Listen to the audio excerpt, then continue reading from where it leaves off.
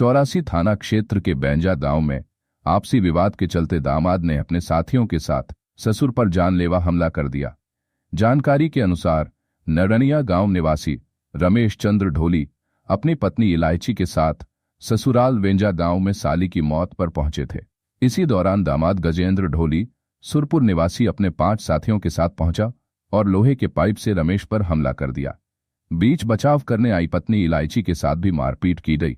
हमले में रमेश गंभीर रूप से घायल हो गया, जिसे जिला अस्पताल में भर्ती कराया गया है। पुलिस मामले की जांच कर रही है।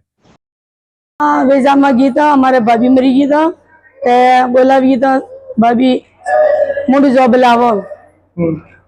लावम कही तो हमें मुंडी जोवा गया એટલે અમારે સોરી પન્નાવીએ ને બેસોરા તે સોરી કુડી રેસોરા બે મિલી સોરી नहीं આવી તો કાદીරු કરવાની વાત રાખી હતી 5 તારીખે એવા કાદીරු કરવા એમ અમે કણામાં કેસ ની કીધો દાવા ની કીધો જાઈને ખાલી બેઠા હતા તો પેલા ડાયરેક્ટ ગાડી મોટી ગાડી પિકઅપ લઈને આવી ગયા 500 જણા આના માટે વળી ગયા।